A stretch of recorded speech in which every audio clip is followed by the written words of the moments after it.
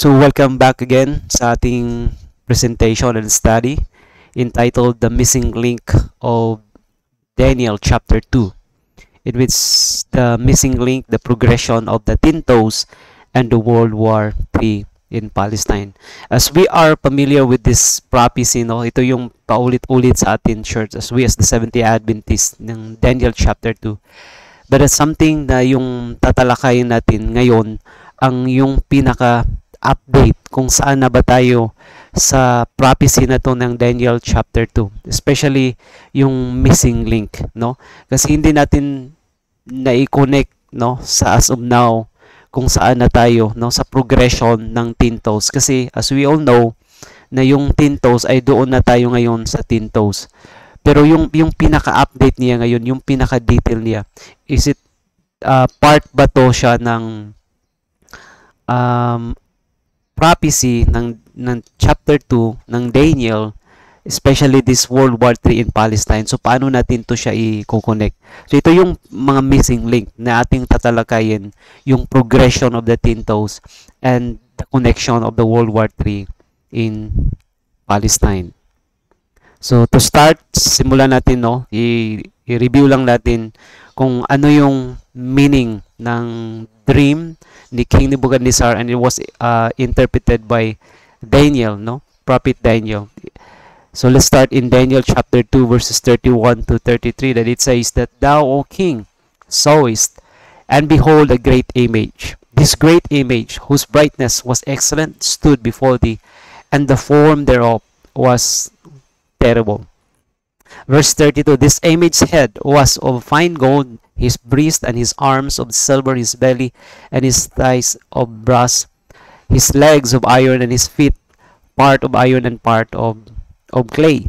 So ito yun ang dream, no, ng hari na si King Nebuchadnezzar. Yung image na yan is the image of a man. Ito yung ang kaniyang nakita. And after that, let's jump to Daniel verse 44, that in this image, it's part also na yung image na yan na mayroon siyang nakita na in the days of these kings shall the God of heaven set up a kingdom which shall never be destroyed. And the kingdom shall not be left to other people. It shall break in pieces and consume all these kingdoms, and it shall stand forever. Meaning that in this image na mayroon ding part of this image na sa kanyang dream na ininterpret ni Daniel, na meron din yung stone na mag-smite doon sa toes ng image. Na ang ibig sabihin na in the days of these kings, na in the days of this image, the God of heaven shall set up a kingdom. So ito yung pinaka-summary niya, no? So ang tatalakayin natin kung saan ba yung missing link nito. And i-interpret muna natin or intindihin natin kung ano bang ibig sabihin ng great image, no? According to the Spirit of Prophecy in Prophets and Kings, page 503, paragraph 1, ng ano yung representation ng great image. The dream of the great image opening before Nebuchadnezzar, events reaching to the close of time. So ibig sabihin pala yung great image, no, ng dream ni King Nebuchadnezzar ay lahat pa yun ay events pa yun pala na hanggat matatapos yung panahon, reaching siya to the close of time. So this is a general events, no, hindi siya in detail yung great image, pero hanggat siya doon sa katapusan ng panahon, in the close time, in the closing of the time. Yun pala yun ang ibig sabihin ng great image. And sa kay Wagner, no, ito kasi kang sasuwait na ang great image nagrepresent siya ng mga events reaching to the close of time. And not only that events, but also kang Wagner, sabi ni Wagner, no, na yung great image represented the nations of the earth until the end of time. And then he said that we are living in the days when we must expect as the next great event the smiting of the nations and their utter destruction by the Lord. So saan na ba tayo ngayon no? Kasi ang sabi doon sa Prophets and Kings, ang great image ay represented sa mga events reaching to the end of time. And hindi lang siya events, but also talking about yung great image, represented din siya sa mga nations, no, na maghari sa mundo until the end of time. And then, sabi niya, we are expecting daw, because we are living in the days na na-expect tayo na yung great event na mangyayari ay yun na yung smiting of the nations. So, prior to the smiting of the nation, in which itong event na yan, ay yun na yung second coming, no? Sa katapusan sa lahat ng mga nation ay madidestroy yung lahat by the utter destruction by the Lord. So, yun ang ibig sabihin, ang meaning ng great image na vision or ni Daniel na kanyang ini-interpret. And saan na ba tayo ngayon, no? Sa great image. Where are we now in the prophecy? Yung progression, yung missing link. Our position in the image of Nebuchadnezzar is represented by the twos. So ibig sabihin, no?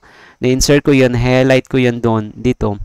Yun na ang position natin sa image ay nandito na tayo sa twos, in a divided state and of a crumbling material that will not hold together.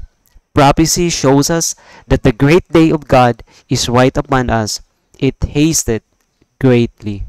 So nasa ano na tayo ngayon sa twos. Pero paano natin, kasi matagal na yun ito di ba? For how many years we've been preaching this as a Seventh-day Adventist of this prophecy of Daniel chapter 2 na palagi nating mini-mention that we are now in the twos. Pero ano yung progression niya ngayon? Ano ba yung pinaka-missing link ngayon na mai-connect natin na in which we are near to the what we call the setting up of the last kingdom which shall never be destroyed. Ito yung smiting of the nation, no? Yung world, especially the World War III. So, paano natin, ano ba yung missing link niya sa progression ng pintos?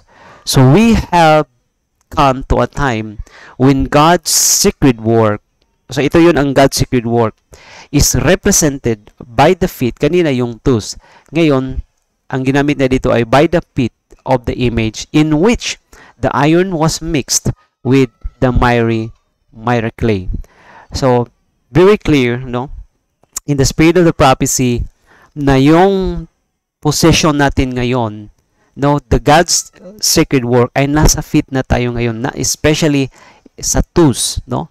Ito na yung pinakahuli before the end will come, before the smiting of the nation, in which the second coming is near, or the setting up of the kingdom, the last kingdom. So makikita natin, no? Ito yun yung stone, ito yung smiting of the nation, ito na yung last kingdom that shall never be destroyed.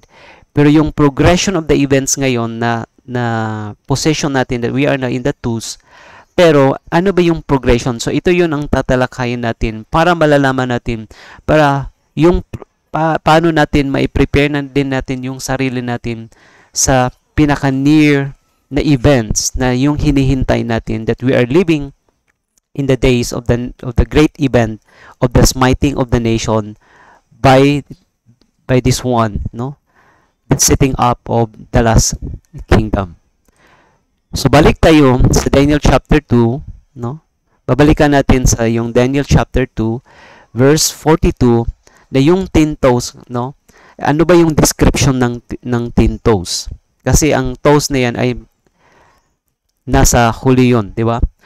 And as the toes of the feet, part of iron and part of clay, so the kingdom shall be partly strong. So yung toes ay represented yung mga kingdoms na yan.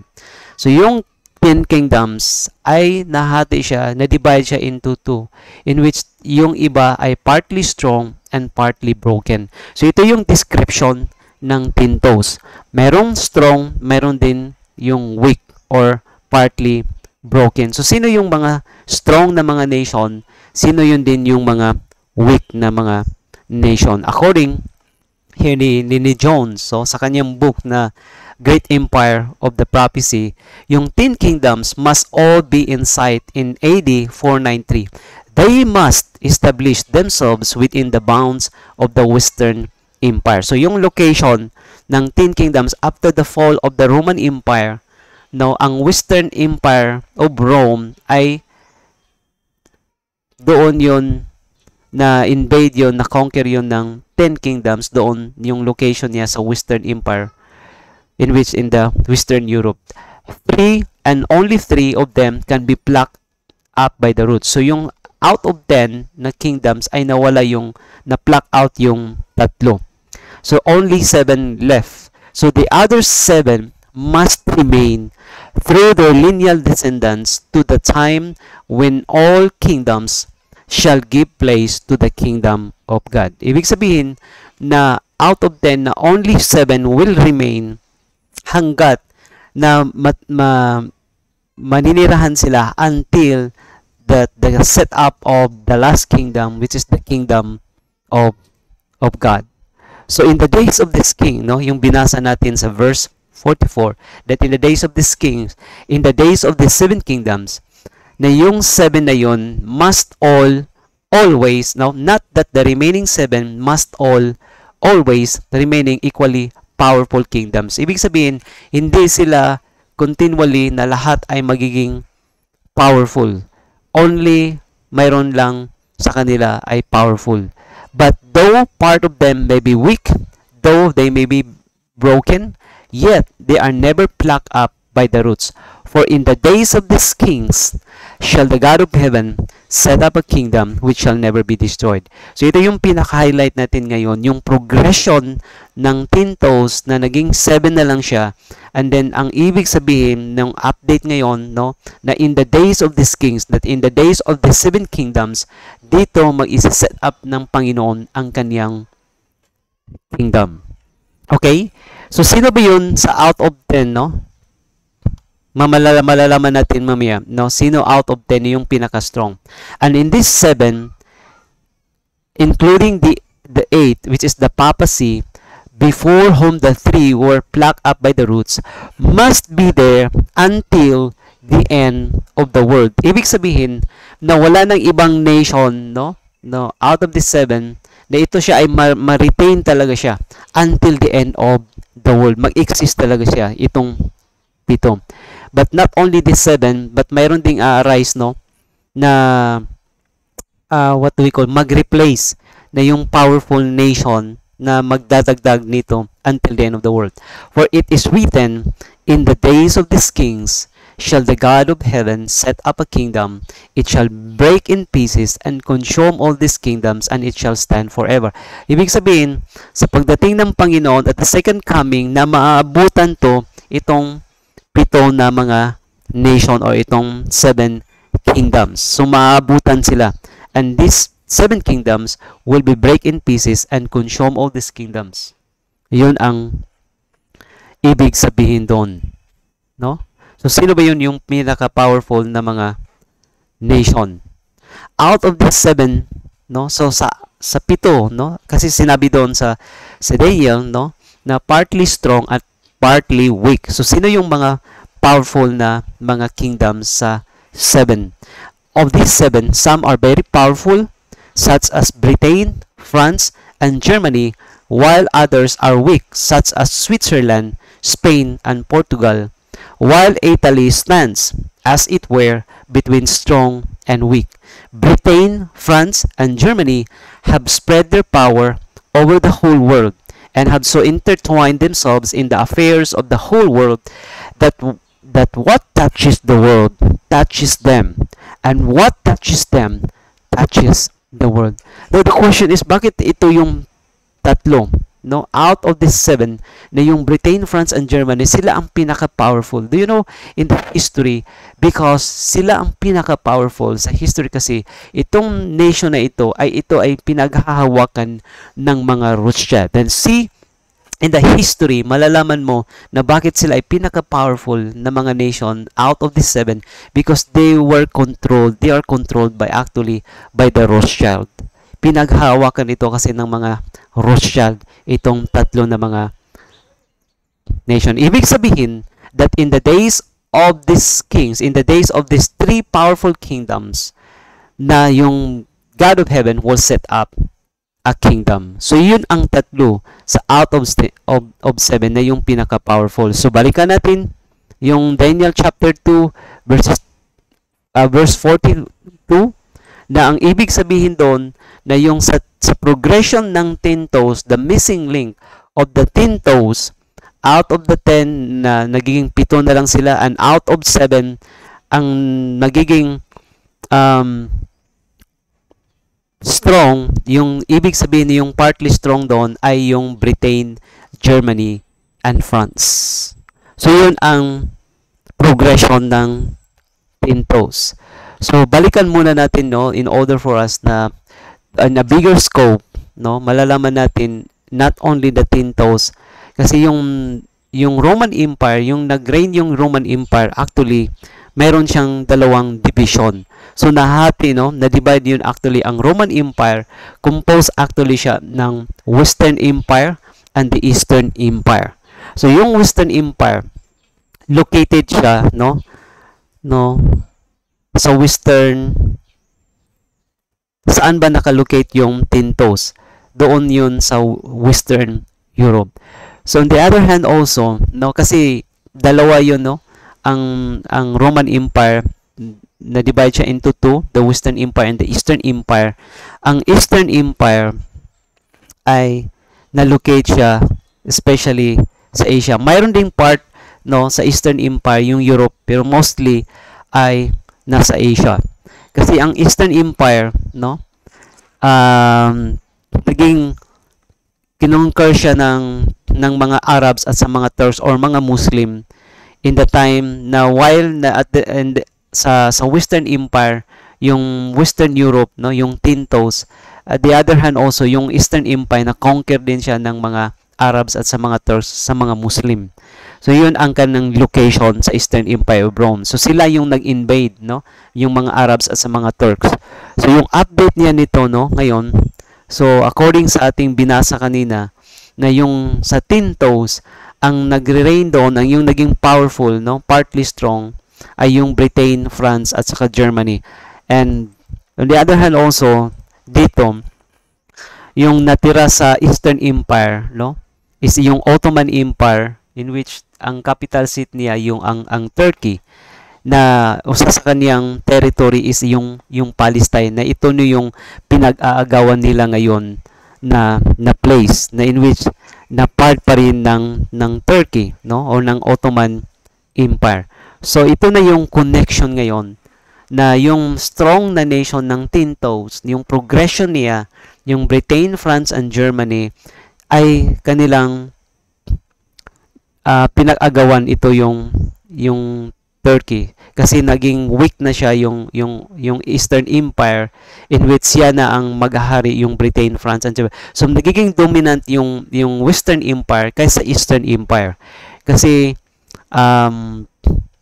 pinaghatian nila ngayon yung Turkey, in which yung natira na isa sa kanyang natira na territory, yun ang Palestine. So tingnan natin yung progression sa 1840. In the time of 1840, yung progression sa missing link ng Daniel chapter 2, no, na lumabas din ang isa sa pinaka-powerful na nation, in which ang Russia. So doon yung Britain, Germany, and France, no, na pinag-agawan nila yung Turkey, especially yung Palestine ngayon. Ang Russia din ay lumabas din siya na isang pinaka-powerful na nation, na mayroon din siyang desire to conquer yung Turkey, especially yung Constantinople, na dati yun ngayon is yun ang Istanbul ngayon. So alam natin na yung Eastern Empire of Rome, na tinatransfer yun during the time of Constantine doon sa Constantinople in Turkey. Ibig sabihin, ang capital seat before ng Eastern Empire of Rome, which is the capital seat, is ang Constantinople dati, yun ang Istanbul na nasa Turkey. So ang Russia din, isa din siya sa nation, na powerful nation, na nagde-decide din na to conquer ang Turkey, especially yung Constantinople. Pero because of yet the Western powers, yung Britain, Germany, and France always keep her out of it. Ibig sabihin na yung progression of the 10 toes ngayon, no, yung the missing link ng Daniel chapter 2 sa 10 toes, ay pinag-aagawan siya ngayon ng mga sa itong apat na ngayon na nation, no? Ito 'yun ang ibig sabihin ng Eastern question, no? So, makikita natin sa map niya na lumabas yung Turkey na nagka-interest din siya in 1840, na ito yung Eastern Empire, which is the Asia part, Constantinople, and on the other hand also the Western Empire, yung Britain, Germany. So ito yun yung Tin Toes, di ba? So during the time in 1840 kasi, no, pinag-aagawan nila yung Turkey, especially yung Constantinople. So ito na yung progression ng Tin Toes. Ito yung missing link. So ito yun ang nangyayari during the time sa event ng 1840. So ito yung progression ng missing link. Prior to the event of the smiting of the nation, ito ang nangyayari since at the time in 1840. So continue natin. So nagre-reign yung ang Ottoman, the rise and fall of the Ottoman Empire in the 13th century to the 19th centuries, na hanggang ngayon no, yung Turkey na isa sa kanyang position is yung Palestine na natira sa kanya na territory na pinag-aagawan ng out of 10 sa Tin Toes sa Western Europe, which is ang Britain, France, and Germany, and also lumabas din ang Russia. So ito na ngayon, no, since at the time sa 1840 na the Tin Toes, no, na natira yung tatlo, and also yung Russia ay nagka-interest din siya sa Turkey. So according ni Jones, no, sa during the time sa 1840, sabi niya dito, no, several times since 1840 the Turkish government would have ceased to be. Dapat ma-cease na, so mawala na sana yung Turkey at the time had it not been upheld in this way. In a little pamphlet of the Turkish-Armenian question published in 1895 by the Armenian Society in London, the following statement is made concerning England's connection with this matter. Ano daw sinabi doon sa statement na yon? Sabi daw, yung Great Britain, yung Germany, especially yung Great Britain, we are responsible for Turkey. We saved the Turk twice. At least, saan niya sinisave yung Turkey at twice? At least from the doom which he richly merited. The Duke or the Emperor of Wellington 60 years ago lamented that the Russians had not entered in Constantinople in 1825 and brought the Ottoman Empire to an end. So at that time, kung naging successful yung Russia at that time, na maagaw niya yung Turkey, so siya na yung makapag-may-ari o yung siya na ang makapag-control ng Turkey, so mawala na talaga yung Turkish government. Pero hindi yun naituloy. It was because of the powers of Britain, Germany, and France, and brought Ottoman Empire to an end. We have much more reason to lament that it was not destroyed in 1853 and again in 1878 because pinagtulungan ng Germany, France, and Britain na hindi maagaw ng Russia. On both these occasions, we interfered to save it. September 11, 1901, A.T. Jones, Adventist Review and Sabbath Herald, page 584, paragraph 8. So ito yun ang history in 1840 na nangyayari, no? So not only that, pagdating ng 1898, mayroon namang another powerful nation na nag-arise, no? Na naging involved na naman sa itong Eastern question or yung conflict nila sa Turkey, no? Extension of powers in 1898. So anong nangyayari during the time sa 1898? In 1898, no? According here in 1898, as we all know, the United States became involved in a war with Spain. The American fleet in the far eastern waters found and destroyed at Manila the Spanish fleet, and through this transaction, the United States became possessed of the Philippine Islands and so became an eastern power. Though hindi siya sa east, came siya from east, no? Galing siya sa west, pero nagiging isa siya sa pinaka power or king, naging one of the kings siya sa East, it is because mayroon siyang um, because of his sa kanyang pagka-imperialist, no? Na napossess niya yung Philippines, and especially mayroon din siyang sphere of influence sa China. So nagiging involved na ang yung United States, no, in 1898. No, ito yun ang missing link or progression ng Daniel chapter 2, no?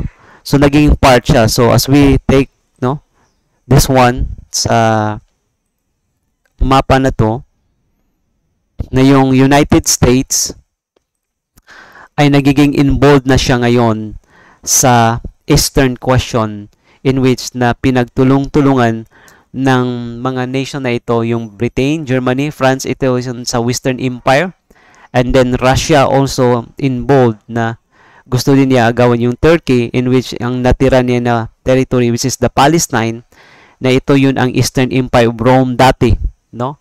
And then United States in 1898 naging involved din siya. So the whole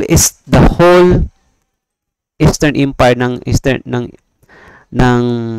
Empire of Rome dati ay yun na ang kanilang center of their contention o kanilang pinag-agawan, no? Look at even the China, no? Ito yung map ng China, na this powerful nation, yung Russia, Britain, United States, France, and Germany, sila ang mayroong sphere of influence ng China. So hindi yan magiging progressive ang China sa kanyang economy kung hindi nang dahil nito yung mga five powerful nations. So sila yun ang actually ang mayroong sphere influence ng China. So this is the greater Eastern question.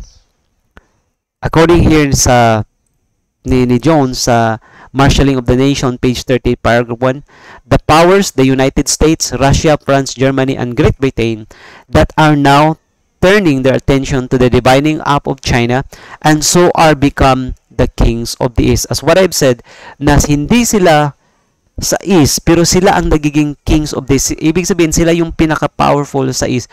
Mayroon silang power to control the East, yung itong five nation na from the West. And in all this, these mighty nations are simply stepping into their places in the marshalling of the nations for the battle of that great day of God Almighty. So ito yung Daniel chapter 2 verse 44, that in the days of these kings, na ito na yung update, no, progression of the tintos, that in the days of this United States, Russia, France, Germany, Great Britain, dito magsiset up ang Panginoon. Ibig sabihin na maabutan ng Panginoon, and there's no other nations na lalabas or mag-exist na powerful except these five kingdoms, or except these five nations, the powerful, na sila ang kanilang center of their conflict ay nasa East ngayon, na pinag-aagawan nila yung East, with China as their immediate center, with Turkey as their ultimate center. Their place is the whole world, and their work is the arraying of themselves and the mastering of their forces in preparation for the battle of that great day of God Almighty. Now nakikita na natin ngayon, no, sa na yung conflict pala ay nasa 5 lang ngayon. So kumbaga yung whole world ngayon ay umiikot lang sa ito yung 5 na mga powerful nation na we are now, no, this is now the sign that we are now for the preparation for the great battle of the great day of God Almighty, in which we are called in Revelation chapter 16 na yung Armageddon. Di ba? So sila din ang nagiging kings of the East. It is plain therefore that these powers, these five powers which are now the kings of the East, na mababasa natin, sila yung kings of the East na mababasa natin sa Revelation 16 verse 12, and which are in vortex whose immediates were in China, but whose original and ultimate center is Turkey. So na-involved din yung China na kanilang pinagagawan, will reach the point where they will remove the Turkish government from Constantinople, in which yung Constantinople, as what I've said, no, yung tinatalakay natin previously, na yung Constantinople or Istanbul ngayon na sa Turkey ay yun ang capital seat ng Roman Empire before, na yun ang Eastern Empire of Rome dati, na naagaw ng mga Turks, no, ng mga Arabs, no, in the history, na ngayon ay pinag-aagawan din ng 5 kings, no, yung 5 powers, and allow it to be planted in where? Saan yun na ma-locate yung Jerusalem? Ay sa Palestine.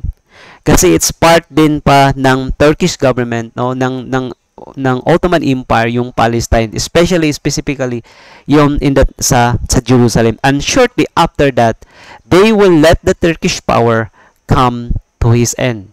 So malalaman natin yung progression na ngayon, no, yung pinag-aagawan nila ngayon, yung war ngayon sa Palestine, di ba? Okay. So anong mangyayari when they will be engaged in war, these 5 powers in these last days? What will happen? A war for dominion in the Far East? As Senator Bacon said, if that war comes, it will not be confined to the Orient. So hindi lang daw doon may confine sa Orient. If that war comes, it will involve every leading nations of the world. If that war comes, not only will our young men lay their bones upon the distant soil of Asia, especially there in Palestine, but our own country in the West will have to stand its defense. When that war comes, there is not a seacoast city, but what will be in danger of destruction from the allied navies of the world. February 23, 1899, A.T. Jones, American Sentinels, page 114, paragraph 13. So we have to expect that even the West, no, sabi nila, no, this from the mouth of the Senator of the America, na if that war comes sa East ngayon, no, kung mag-involve na yung 5, no, ay paghatian nila yung Turkey, especially yung Palestine ngayon, by using the Israel, ay magkakaroon siya ng World War III. So the kings of the East, now it is true that the 3 of these powers that centered the Eastern question originally in 1840, originally yung with Germany and the United States, actually control practically the whole world. Kasi bakit naging sila na yung nag-control sa whole world? Why? Because even the United States, no, as what I've said, na yung Britain, Germany, and France are controlled by the Rothschild, and the United States also is controlled by the oligarchs involved, no? Rothschild, the Rockefeller, and the JP Morgan, they are the owner of the Federal Reserve Bank. Sila yung nag-control sa whole world. And with these 5 powers, Britain, Russia, Germany, France, and the United States, all the lesser powers are in some way associated. So when we talk about Australia, Canada, Japan, they are just only an associated nations, no? Pero hindi sila yung pinaka-powerful. Hindi sila yung nag-control. Hindi sila ang nag-dominate sa buong mundo. But only the Britain, Russia, Germany, and France, and the United States, that in the days of these kings, no, sila yung mga kings of this, in the days of these kings shall the God of heaven shall set up of the kingdom in the time when they are now in the conflict, especially there in Palestine. So it is altogether true that the kings of the east are now indeed the kings of the earth and of the whole world. Diba? Napaka-clear naman, no, makikita natin sa history and even sa current events ngayon, no, na sila talaga yung nag-dominate ngayon sa whole world. So ito yun ang connection ng Revelation 16:12-16 na they are the kings of the east, na ito yung missing link na sa Daniel chapter 2. And in the 6th angel poured out his vial upon the great river Euphrates. Kasi ito yun ang World War III. So ang World War III, dried up na yung Euphrates, yung Turkish government, and the water thereof was dried up. Meaning, yung power of that government sa Turkey ay ma-dried up sa because of this five, no, of the kings of the east might be prepared. Behold, I come as a thief. Blessed is he that watcheth and keepeth his garments, lest he walk naked, and they see his shame. So we have to prepare, no, for this great event. And he gathered them together into a place called in the Hebrew tongue Armageddon. So ito na yung World War III. So are we now in the brink of the World War III? Consider the head of that image, no? We will go back. Now let's go back to the image of the great image, no? Consider the head of that image was Babylon. And Babylon was the center of the Euphrates country. Now we're talking about the symbolical Euphrates. Even the spiritual and the literal Euphrates, no, is actually controlled by the Turkish government. That country is now owned and controlled by Turkey. But what is the life of Turkey? The nations of Europe that are represented in the toes. So the nations of Europe, yun ang natira sa 10 toes of the image, yung Britain, Germany, and France. Sila yun ang responsible, no, for the Turkish government. Turkey has existed there more than 50 years solely by the result of the great powers. Nang dahil sa kanila, nag-exist pa siya. No? That nation is Turkey, whose seat of life lies in the combination of the powers of which Britain, France, and Germany are vital parts. Not because of these great powers, yung Britain, France in 1840, ay talagang mawawalan na sana siya kasi maagaw siya ng Russia. Because of these three great powers, no, until now, nag-exist yung Turkey. Ibig sabihin, hindi pa yung panahon niya. No, because of God's intervention, because God's holding the four winds. Okay? So ito na yung update ngayon, no? Para malalaman natin kung sino ba talaga ang nasa conflict. Sino ba yung nagwo-war actually, no? Okay. So ito yun pala ang tunay na issue, no? Ang marshalling of the kings, yung 5 kings of this. Okay? So yung Britain, yung Germany, yung France at saka United States, they are in the confederacy, no? Nagtulong-tulungan sila by using Israel, that it is their indirect attack sa Turkey by conquering the territory of Turkey, which is mo yun ang ngayon ang Palestine. Ito na yung event ngayon na nangyayari, no, sa prophecy. Ito yung ang missing link ng 10 toes, that we are now in the 10 toes, no, that in the days of these kings shall the God of heaven shall set up a kingdom.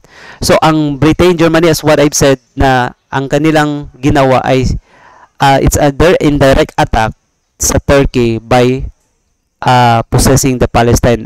Kung naalala niyo yung mga previous presentation natin, di ba? Na yung 1888 na gusto ng Europe at saka America by using Israel na bibilhin nila yung Palestine, pero hindi nag-agree yung Sultan ng Turkey na bibilhin nila yung Palestine. So kasi wala silang magawa, na ayaw ng Sultan before ng 1888 na bibilhin ng Europe at saka United States yung Palestine by using Israel. So yung ginawa nila is by means is there's no other way is to what? To conquer that Palestine by means of war. Pero ang Russia, ang ginawa niya 1840 that time ay direct attack niya yung Turkey in order to possess the Palestine. So yun ang setup. Ito yung actually yung setup ngayon na hindi nalalaman ng karamihan na ano ba yung conflict na nangyayari ngayon sa between Israel and Palestine. Pero actually yung nakikita nila, yun lang ang mga pawn. Kung sa chess pa, yun ang mga pawn lang nung yung nakikita mo. Pero yung mga officials ay nasa likod lang. Actually sila ang actually they are in at war. Ang ito yung mga kings of the east. Ito yun ang mga kings that the God of heaven shall set up a kingdom. Kasi ang mangyayari, once they are involved now ngayon yung Turkey, especially now yung Turkey, the second phase of war na involved na yung Turkey, ay ito na yung sign na magkaroon ng World War III and God will set up His kingdom that will never be destroyed. Okay? So, ito yan. So, ang kanilang pinag-aagawan, in 1898, naging involved na yung United States sa conflict sa Turkey, na yung nagiging center nila ngayon, specifically yung Palestine, pero ma-end din yon doon sa Jerusalem. So, sino kaya in the last days? So, ibig sabihin na in the days, balikan natin yung Daniel chapter 2 verse 44, na ibig sabihin na in the days of this king, so ito na yung progression ng 10 toes, na in the days of this king, na ito yung mga kings na yan, ito yung Britain, Germany, France, Russia, and United States, that they are now in the conflict, no? Sa kanilang contention, na kanilang pinag-agawan yung Turkey, especially yung center nila ngayon, yung Palestine, that in the days of these kings, shall the God of heaven set up a kingdom which shall never be destroyed. So dito na, no, ito na yun ang pinaka-missing link na pinahihintay natin na mangyayari, no? So ito na yung marshalling of the nation, na magkaroon na ng World War III. So we are now here. Are we now on the brink of the World War III? According now, ito yung interview ito yung lalaki dito sa right. Ito siya ay isang retired na military, US military, si Colonel McGregor, no? Sabi daw, no, interview siya na ito na yung babae. Sabi na, are we now on the brink of the World War III? Kasi ang during sa kaniyang pag-interview ng babae nito kay McGregor, no, the retired colonel, US military, sabi niya, because of the failure of the negotiation, the diplomatic negotiation of the Secretary of the United States, si Blinken, no, doon sa Turkey, na fail yung diplomatic negotiation nila. So ngayon, because they failed, kasi ayaw ng Turkey na magkaroon kasi ayaw ng Turkey, kasi ang gusto ng Turkey ay magkaroon ng ceasefire, no? Kasi nagiging kalaban niya, nag-involve na ngayon ang Turkey. Sabi ni McGregor sa kanyang analysis na magkaroon talaga ng World War III because of the failure of the negotiation, no, the diplomatic negotiation of the United States sa Middle East, no, especially sa Turkey. So magkaroon talaga siya, we whether like it or not, magkaroon ng World War III. So ito na yung hinihintay natin, na the God of heaven will set up a kingdom in these days of these kings. Okay? So in these days of this king. According ni John, sabi niya, and these powers, the 5 powers, Britain, Germany, France, Russia, and United States, in centering their interest in the East, especially there sa Palestine ngayon, and planting their armies in the East, are but, ano daw ito? Ano daw sign na ito? Are but arraying themselves and marshalling their forces in readiness to march to the battle of that great day of God Almighty. And that will be when, in their distress with perplexity, the Turkish government shall by these powers be let fall. So paano ba magka-fall yung Turkish government?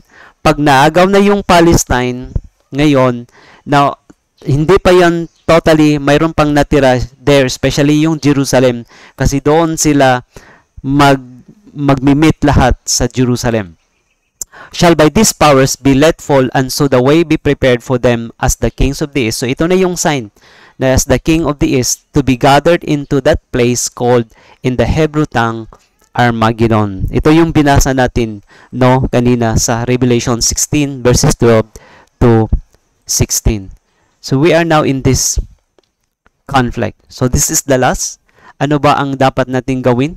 Na we are now actually on the brink of the World War III, in which na nalalaman na natin ngayon kung ano yung progression of the 10 toes, the missing link of Daniel chapter 2, na in the days of these kings, prior to that will happen, na ano yung mga events, o ito na yung mga events, no, na nipresent natin. Our work must be done quickly.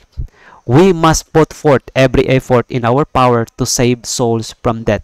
Soon the Lord God of heaven will set up his kingdom, which shall never be destroyed. Now is the time for us to develop a pure and heavenly character. So sino ba ang makapagmay-ari in the last days sa Palestine? Kasi ang center ngayon ng conflict ngayon is especially the Palestine. And we know that Palestine will be the capital seat of the last kingdom that shall be never be destroyed, will be the eternal home of the remnant, the eternal home of the redeemed in the last days. So we have to prepare ourselves, and we should be grateful, and we should have to rejoice despite that we will experience this great conflict that it was mentioned, no, in Daniel chapter 12, that the time of trouble such as never was since there was a nation. But we have the hope that this prophecy in Daniel chapter 2 give us the hope and give us the courage and encouragement that time will come that all these sufferings, that all these wars will be ended when God's kingdom will be set up, which is the capital seat is there in the Palestine. No, doon niya ilalagay yung New Jerusalem. So with that, thank you so much, and God will continue to bless us as we have to continue to behold our faith in these last days, that we may be able to experience in these last days na mawitness natin all these events until the second coming, until the setup of this last kingdom. So the Lord may bless us this wonderful Sabbath day.